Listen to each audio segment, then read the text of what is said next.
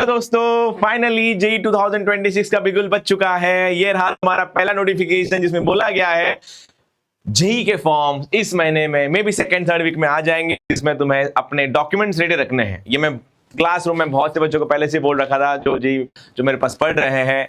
आधार card अपना update करके रखो। अगर मोबाइल नंबर तुम्हारा लिंक नहीं है उसको लिंक कर लो। जो भी तुम्हारे स्क्रूटनाइज है, अगर आधार कार्ड में कोई प्रॉब्लम्स है, कोई नाम इधर उधर हुआ है, एड्रेसेस चेंज हुआ है, वो सब ठीक कर लो।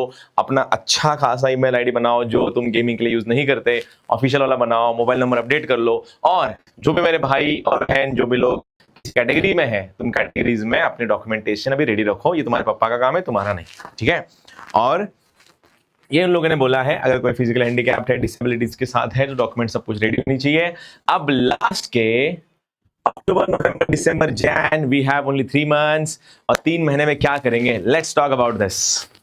मैं पहले ही बहुत बार बोल चुका था, जो ये फिल्म पढ़ रहे हैं हमारा पहले से सिलेबस खत्म हो चुका है। हम अभी टेस्ट सीरीज में हैं, एडवांस लेक्चर्स चल रहे हैं, लेकिन टाइम अब आ गया है ज्यादा से ज्यादा रिविजन्स पे फोकस करने का और ज्यादा से ज्यादा टेस्ट सीरीज देने का, ठीक है। जितना ज्यादा तुम टेस्ट सीरीज दोगे, जितने ज्यादा टेस्ट दोगे, अपने आप को उतना निखारोगे। टेस्ट देने का मतलब ये नहीं होता कि तुम्हारे ज्यादा मार्क्स आए। टेस्ट का मतलब ये होता है कि तुम्हारी जो गलतियां है वो गलतियां सबके सामने आए, तुम्हारे भी और हमारे भी, ताकि हम उस पर काम कर पाए।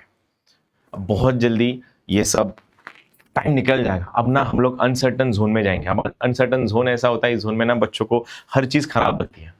तुम्हारी प्रिपरेशंस पे डाउट्स आएंगे, तुम्हारे सेल्फ डाउट और एम्पलीफाई होंगे, डर बढ़ेंगे। लेकिन याद रखना, ये रास्ता भले ही अननोन है लेकिन पुराना है, और इसको निकालने का एक ही तरीका है। जितना ज़्यादा टेस्ट सीरीज पे फोकस करोगे, जितना ज़्यादा टेस्ट दोगे, उतना ज़्यादा डर कम होगा। और जो भी लोगों ने अभी तक टेस्ट सीरीज देना शुरू नहीं किया है, कोई बात नहीं। आई नो तुम्हारे रिस्पेक्टिव क्लासेस में सिलेबस अब तक ऑलमोस्ट खत्म होने में आए होंगे, बहुत जल्दी खत्म भी हो जाएंगे।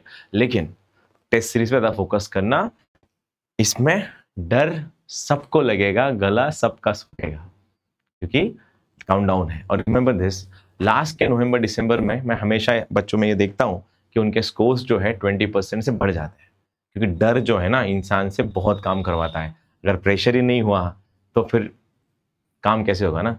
तो कुछ डर जरूरी होते हैं, है ना।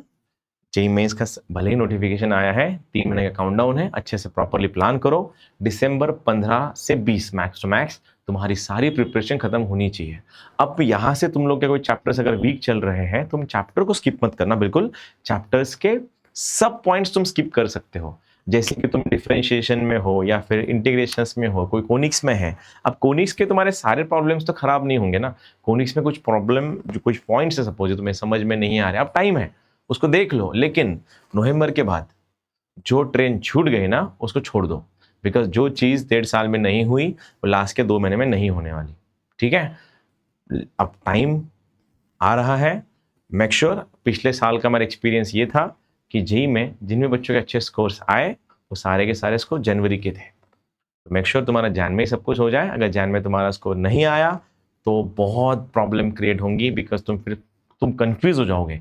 स्टेट बोर्ड पे फोकस करना है, सीईटी पे करना है, बिट्स पे करना है, या एडवांस पे करना है, या मेंस 2 पे करना है। कंफ्यूजन बहुत ज़्यादा हो जाएगी। इसलिए लास्ट के 2 महीने हैं, अपने आप को पूरा निखार लो, घिसाओ अपने आप को। थोड़ा बहुत कम नींद हुई तो कोई फर्क नहीं पड़ेगा, थोड़े बहुत हेल्थ इश्यूज आए तो भी फर्क नहीं पड़ेगा।